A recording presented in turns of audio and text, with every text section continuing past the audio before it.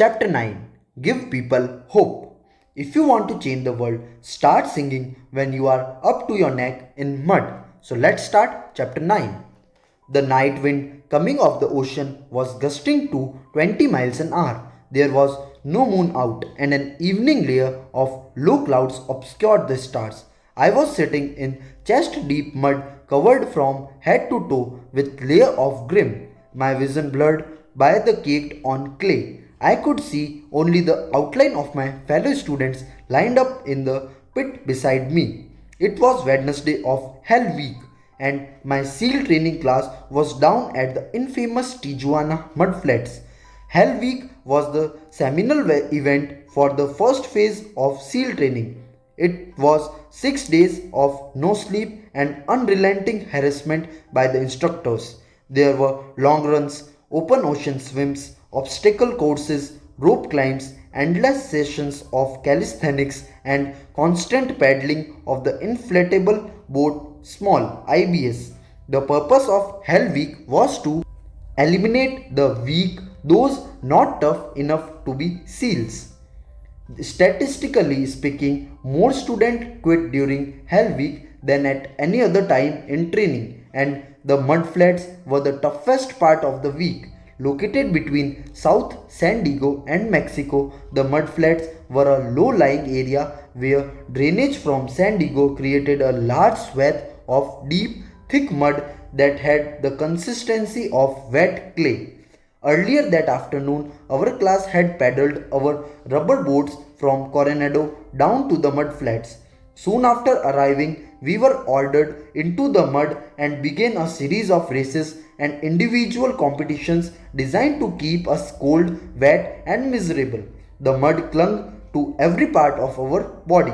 It was so dense that moving through it exhausted you and tested your will to carry on. For hours, the races continued. By the evening, we would barely move from bone-chilling coldness and the fatigue. As the sun went down, the temperature dropped, the wind picked up, and everything seemed to get even harder.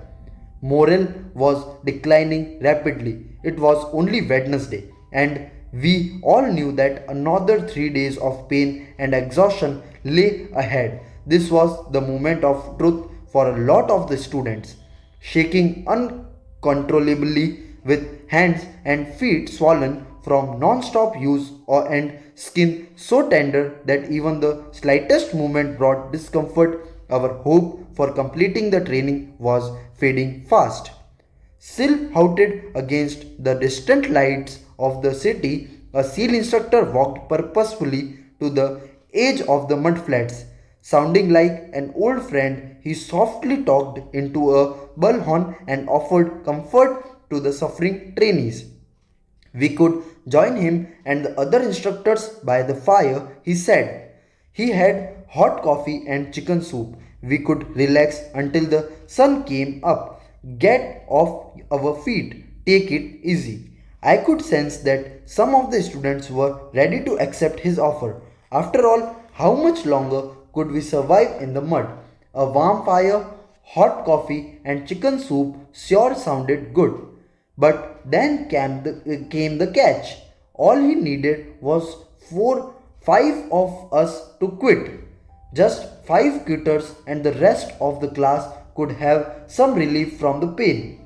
The student beside me started to move towards the instructor. I grabbed his arm and held him tight, but the urge to leave the mud was too great. He broke free of my grasp and began to lunge for dry ground. I could see the instructor smiling. He knew that once one man quit, others would follow. Suddenly, above the howl of the wind came a voice singing. It was tired and raspy, but loud enough to be heard by all. The lyrics were not meant for tender ears, but everyone knew the tune. One voice became two, and two became three, and then before long everyone was singing.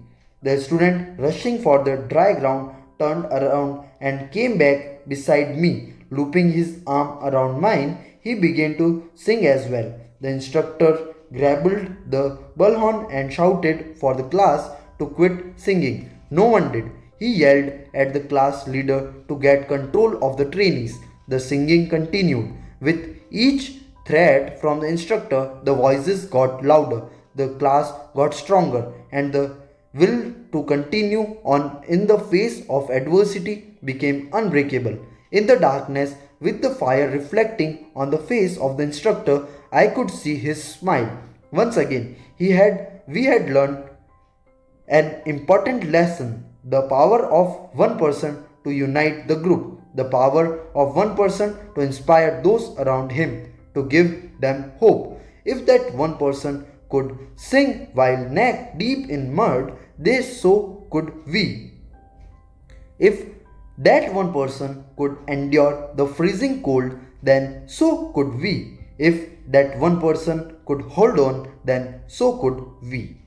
The large room at Dover Air Force Base was filled with grieving families, inconsolable children, sobbing in their mothers' arms, parents holding hands hoping to gain strength from each other, and wives with a far off look of disbelief. Just 5 days earlier, a helicopter carrying Navy SEAL and their Afghan Special Operation partners and flown by Army aviators had been shot down in Afghanistan. All 38 men on board were killed.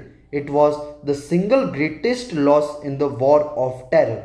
In less than an hour, a large C-17 transport aircraft was scheduled to land at Dover, and the families of the fallen heroes would be escorted to the flight line to meet the flag-draped coffins. But as the families waited, the President of United States, the Secretary of Defense, the service secretaries and senior military leaders filed into the waiting room to pay their respects and give comfort where they could.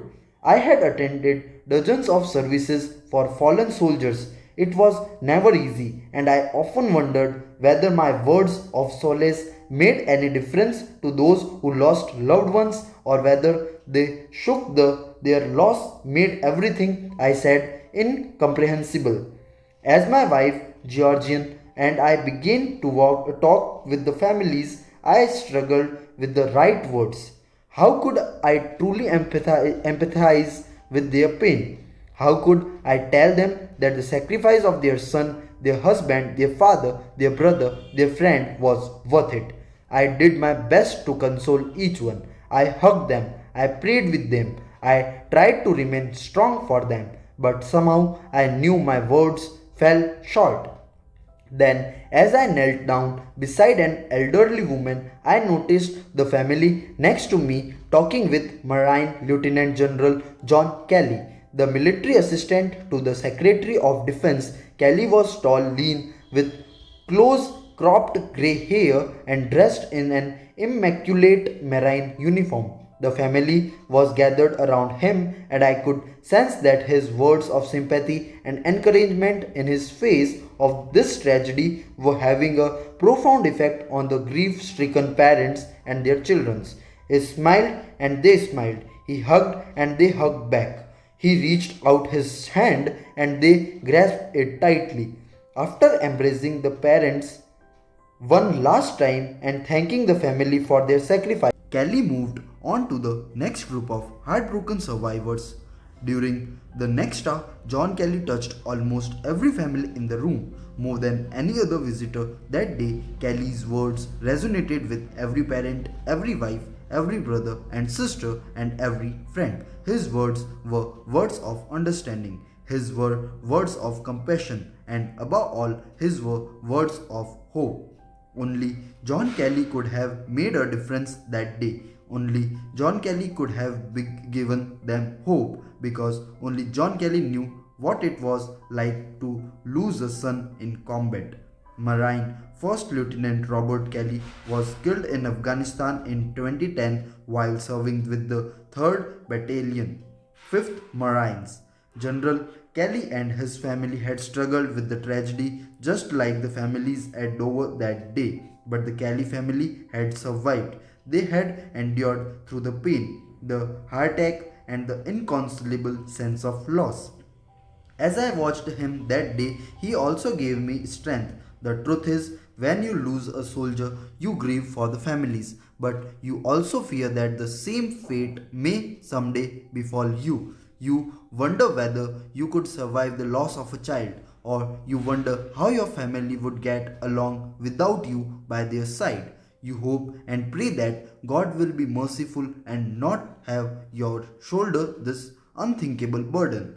Over the course of the next 3 years, John Kelly and I became close friends. He was a remarkable officer, a strong husband to his wife Karen, and a loving father to his daughter Kate and oldest son Marine Major John Kelly.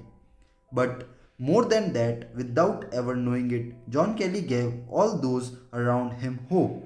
Hope that in the very worst of times we could rise above the pain, the disappointment, and agony and be strong. That we each had within us the ability to carry on and not only to survive but also to inspire others. Hope is the most powerful force in the universe. With hope, you can inspire nations to greatness. With hope, you can raise up to the downtrodden. With hope, you can ease the pain of unbearable loss. Sometimes, all it takes is one person to make a difference. We will all find ourselves neck deep in mud someday. That is the time to sing loudly, to smile broadly, to lift up those around you and give them hope that tomorrow will be a better.